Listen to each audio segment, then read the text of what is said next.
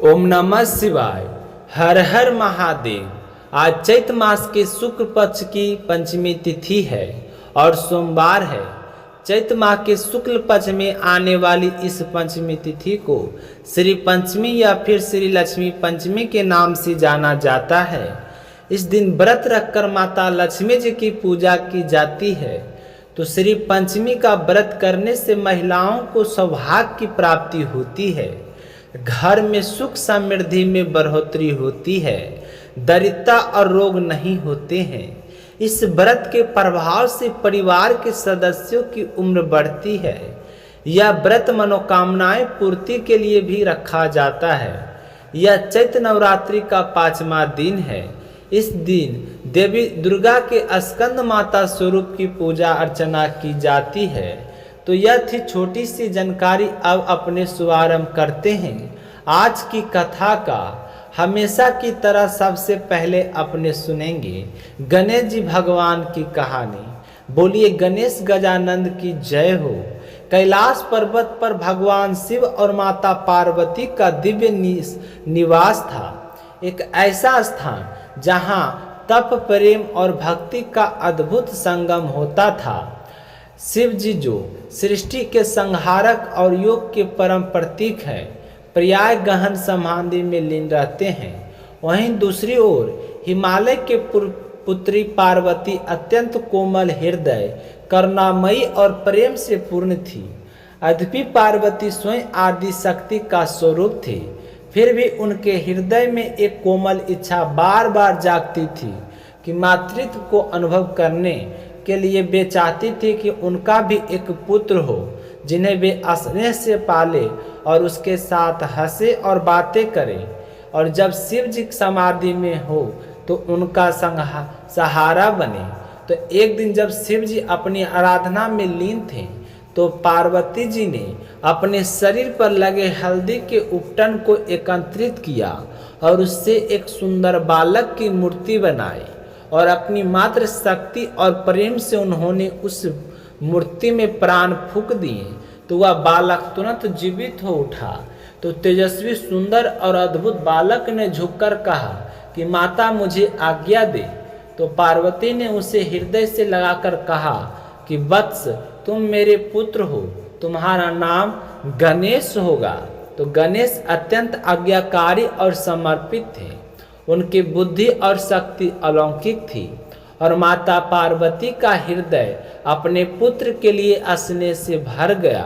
तो एक दिन पार्वती जी ने कहा कि बेटा, मैं स्नान करने जा रही हूँ, तुम द्वार पर पहरा देना, किसी को भी अंदर मत आने देना, चाहे वह कोई भी हो। तो गणेश जी ने सिर झुकाकर कहा कि जैसा आदेश माता। तो वे पूर्ण निष्ठा से द्वार पर खड़े हो गए। उसी समय शिव जी अपनी आराधना पूर्ण करके लौट रहे थे तो द्वार पर एक अज्ञात बालक को पहरा देते देख लिए। उन्होंने आश्चर्य हुआ। उन्होंने कहा, बालक, मैं शिव हूँ, मुझे भीतर जाने दो।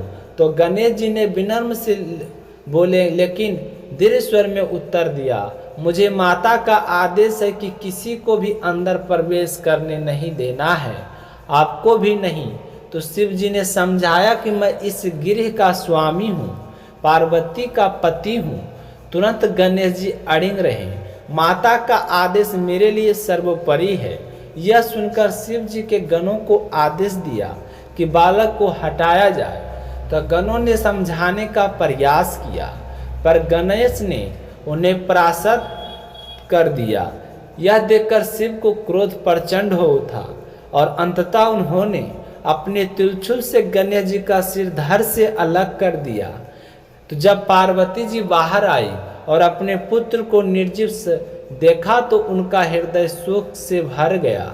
उनका विलाप संपूर्ण सृष्टि को कपा गया। उनका दुख शीघ्र ही क्रोध में परिवर्तित हो गया और उनकी दिव्य शक्तियां जागृत हो उठी। तो समस्त ब्रह्मांड में अशांति फैल गई। पार्वती जी ने घोषणा की कि यदि मेरे पुत्र को पूर्ण जीवन नहीं मिला तो मैं इस सृष्टि का विनाश कर दूंगी। तो देवता सभी भयभीत होकर शिव जी के पास पहुँचे और विनती करने लगे। तो शिव को अपनी भूल का पछतावा हुआ उन्होंने पार्वती जी से कहा कि देवी मैं तुम्हारे पुत्र को पूर्ण जीवन कर दूंगा। उन्होंने अपने गणों को आदेश दिया कि ऐसे जीव का सिर लाओ जिसकी माता उसकी ओर पीठ करके सो रही हो। तो गण पृथ्वी पर गए और अंत में एक वन में एक हाथनी को अपने शावक से विपरीत दिशा में लेटे हुए पाया। वे उस हाथी शिशु का सिर लेकर लौटे तो शिव ने उसे सिर को गणेश जी के धड़ से जोड़कर अपनी दिव्य शक्ति से उन्हें पुनर्जीवित कर दिया। इस प्रकार गणेश जी पुनः जीवित हुए। अब गजब मुख रूप में पार्वती ने पुत्र को जीवित देखकर आनंद पाया, किंतु उनके नए रूप को देखकर थोड़ी व्याकुल हुई।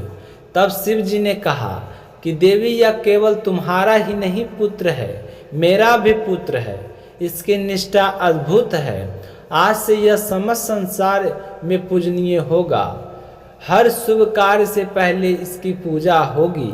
यह विघ्नों को हरने वाला, बुद्धि और विवेक का देवता होगा। इस प्रकार गणेश जी को गणपति का पद मिला तो देवताओं को अधिपति उनका गजमुख ज्ञान और बुद्धि का प्रतीक है, और विशाल उदर धैर्य को सहनशीलता का टूटा दांत, त्याग और उनका वाहन मुस्क इच्छाओं और अहंकार पर नियंत्रण का प्रतीक है। उनके बड़े कान सिखाते हैं कि अधिक सुनो, कम बोलो। छोटी आंखें सिखाती है गहराई से देखो, और उनकी सूढ़ हमें सिखाती है कि हर परिस्थिति में अनुकूल करना सीखो। इस प्रकार गणेश जी केवल एक देवता नहीं बल्कि जीवन के हर पहलू में मार्गदर्शन बने देने वाले आदर्श बन गए।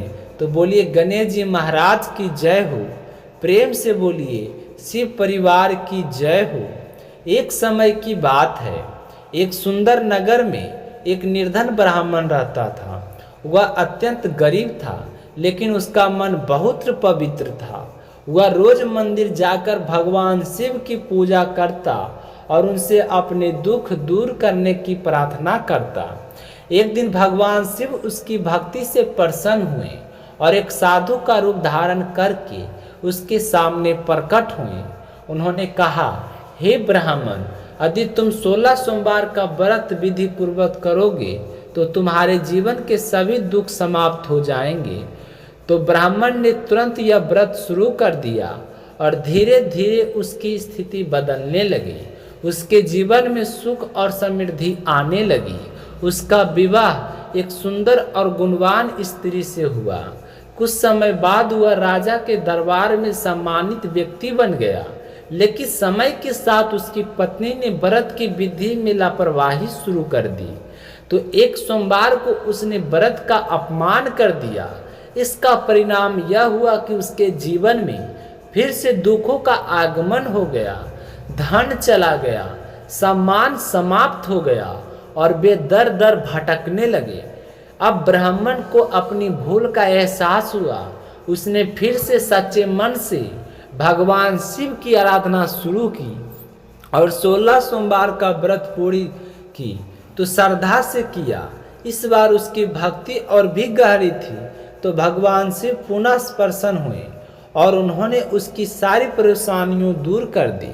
तो यह कथा हमें सिखाती है कि व्रत केवल नियम नहीं बल्कि श्रद्धा का प्रतीक है। सच्ची भक्ति से हर समस्या का समाधान संभव है।